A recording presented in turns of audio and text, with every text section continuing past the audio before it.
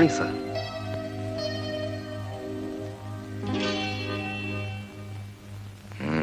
నువ్వేనా జాతిపితవి? కాదు సార్, కనీసం ఒట్టి పితను కూడా కాను. పెళ్ళవలేదు గనక. కొంతమంది మాత్రం ముద్దుగా నిరుద్యోగ పిత అని పిలుస్తూ ఉంటారు. నువ్వు ప్రాక్టికల్ జోకులే కాకుండా మామూలు జోకులు కూడా బాగా వెయ్యగలవన్నమాట. గుడ్. చూడబాయ్, జోకులు వేసేవాళ్ళంటే నాకు చాలా ఇష్టం, కానీ నా మీద జోకు వేసేవాళ్ళంటే నేను తిను. వాళ్ళంతేదో చూడకుండా నాకు నిద్ర కూడా పట్టదు. ఇంటర్వ్యూ ప్రారంభిస్తాను. మొదటి ప్రశ్న, నీ ఇల్లు ఎక్కడ? నా ఇల్లు అంటూ ఏమీ లేదు సార్. నేను ఉండే ఇల్లు మాత్రం ఊరి చివర చిన్న పాక. సెకండ్ క్వశ్చన్, నీ ఇల్లు అదే నువ్వు ఉండే పూరి పాక ఇక్కడి నుంచి ఎంత దూరం? 15 కిలోమీటర్లు. ఇక్కడికి నువ్వు ఎలా వచ్చావు? నడిచి. లాస్ట్ అండ్ ఫైనల్ క్వశ్చన్, తిరిగి ఎలా వెళ్తావు? నడిచే వెళ్ళాలి. That's all. నీ ఇంటర్వ్యూ అయిపోయింది, నువ్వు వెళ్ళొచ్చు. ఇంత దూరం నువ్వు నడిచి రావడం, ఇంటర్వ్యూ కోసం రాత్రింబగళ్ళు పుస్తకాలు చదివి ప్రిపేర్ కావడం, ఇదంతా waste. You are not selected. దీన్నే టిట్ ఫర్ టాట్ అంటారు. తెలుగు నుడికారంలో చెప్పాలి అంటే దెబ్బకు దెబ్బ. ఎలా ఉంది? లేకపోతే ఈ రామ్మోహన్ రావుకు ఉద్యోగం కోసం అప్లికేషన్ పెడుతూ స్టాంపులు అంటించకుండా నన్ను వేళకోళం చేస్తావా? ఎంత ధైర్యం నీకు? Get out! సార్, నేను కూడా మిమ్మల్ని ఓ 3 ప్రశ్నలు అడగచ్చా? ఏమిటవి? మీ నెలసరి ఆదాయం ఎంత? నెలకు 2-3 లక్షలు. ఓహో. మీరు తీరిక వేళల్లో ఏం చేస్తుంటారు? ఈ రామ్మోహన్ రావు లాంటి బిజినెస్ మ్యాగ్నెట్ కి తీరిక, అది నా డిక్షనరీలోనే లేదు. చివరి ప్రశ్న సార్, రాత్రులు మీరు ఎన్నింటిని నిద్రపోతారు? రాత్రి 10 గంటలకి. అంటే రోజుకు దాదాపు 10 గంటల చొప్పున నెలకు 300 గంటలు పనిచేస్తే మీ ఆదాయం 3 లక్షలు. 15 రోజులకు 1,50,000, వారానికి 75,000, రోజుకి 10,000, అంటే గంటకి 1,000 రూపాయలు. ఇప్పుడు మీరు నాతో మాట్లాడి వేస్ట్ చేసిన ఈ పావుగంట ఖరీదు 250 రూపాయలు. నెలకి నా ఉద్యోగానికి మీరు నాకు ఇస్తానన్న జీతం. అంటే ఇప్పుడు నేను మీకు 250 రూపాయల ఆదాయాన్ని రాకుండా చేశానన్నమాట. ఎలా ఉంది సార్ ఈ టిట్ ఫర్ టాట్? వస్తా. ఆగు.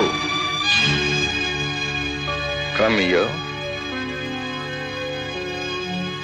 ఇంత తెలివైన వాడివి ఈ ఉద్యోగానికి ఎందుకు వచ్చావు? నాకంటే తెలివైన వాళ్ళు, చురుకైన వాళ్ళు ఇంకా తక్కువ జీతానికి పనిచేస్తున్నారు సార్ ఈ దేశంలో. అలా ఎందుకు జరుగుతోంది? అవసరం. తనను తాను బతికించుకోవాల్సిన అవసరం. నిజంగా వాళ్ళు తెలివైన వాళ్ళు అయితే ఆ తెలివితేటలను ఉపయోగించుకుని డబ్బు సంపాదించుకోవచ్చుగా. చూడండి రామ్మోహన్ రావు గారు, ఈ లోకంలో ప్రతివాడి లక్ష్యం కేవలం డబ్బు సంపాదించడం కాదు. ఒక్కొక్క మనిషికి ఒక్కో లక్ష్యం ఉంటుంది. ఉదాహరణకి ఒక సైంటిస్ట్ లక్ష్యం ఏదో కొత్త విషయం కనిపెట్టాలని, ఒక డాక్టర్ తన వృత్తిలో ఏదో గొప్పదనం సాధించాలి, ఒక రచయిత ఓ మంచి రచన చేసి ప్రయోజకత్వం సంపాదించాలని. ఇలా ఒక్కొక్క లక్ష్యం సాధించుకోవడం కోసం మనుషులు తపన పడుతూ ఉంటారు. ఈ ప్రయత్నంలో కొంతమందికి డబ్బు కూడా ఆటోమేటిక్ గా వస్తుంది. అంతేగాని వీళ్ళకి కేవలం డబ్బు సంపాదించడమే ముఖ్యం కాదు. ఆ మాటకు వస్తే డబ్బు సంపాదించడం పెద్ద గొప్ప విషయం కాదు, అదేమంత కష్టమూ కాదు. ఓహో, అలాగా. నువ్వు సరిగ్గా గమనించావో లేదో, నా చెవుల్లో పువ్వులేం లేవు నువ్వు చెప్పిందల్లా ఒప్పుకోవడానికి. డబ్బు సంపాదించడం అనేది పెద్ద కళ, అన్ని కళల్లోకి గొప్పది. అది తెలియని ప్రతివాడు తన చేతగానితనాన్ని సమర్థించుకోవడానికి ఇలాంటి వాదన ఏదో చేస్తుంటాడు. ఐఎమ్ సారీ రామ్మోహన్ రావు గారు, మీది పొరపాటు. No, I'm absolutely correct. తనకి అందుబాటులో లేని దాని గురించి తక్కువగా మాట్లాడి ఆత్మవంచన చేసుకోవడం మనిషి అలవాటు, లేకపోతే బ్రతకలేడు. అందమైన భార్య దొరకని వాడు ఆ అందంలో ఏముందిలే, మనస్సు మంచిదైతే చాలు అంటాడు. పాకల్లో ఉండేవాడు మేడల్లో ఏముందిలే, హాయిగా బ్రతికేస్తే చాలు అనుకుంటాడు. తీపి దొరకనివాడు చేదుని, వెలుగు దొరకనివాడు చీకటిని మెచ్చుకుంటాడు. అలాగే నీలాంటి దరిద్రులు డబ్బులు చులకన చేసి మాట్లాడతారు. రామ్మోహన్ రావు గారు, ఏం దరిద్రుడు అన్నానని కోపం వచ్చిందా? అదేం తిట్టు కాదబ్బాయ్, డబ్బు లేని వాడిని పిలిచే ఒక మామూలు పిలుపు. రామ్మోహన్ రావు గారు, డబ్బు లేక దరిద్రులైన వాళ్ళని చూసి జాలి పడచ్చు కానీ ఒక సంస్కారం లేని దరిద్రుని క్షమించలేము.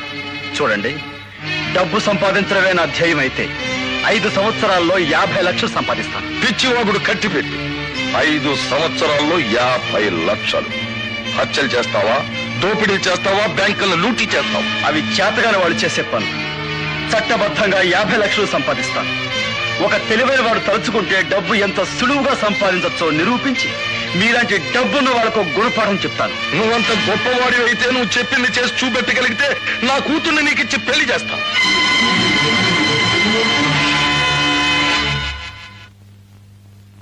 Yes, it's my challenge.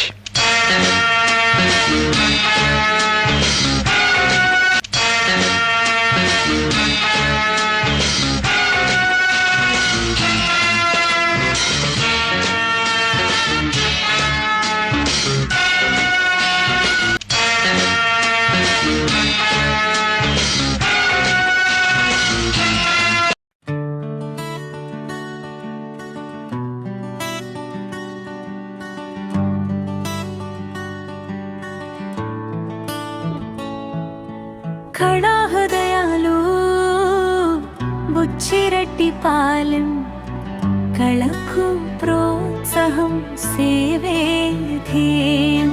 కళాహృదయాలు Buchi Reddy Palem కళకు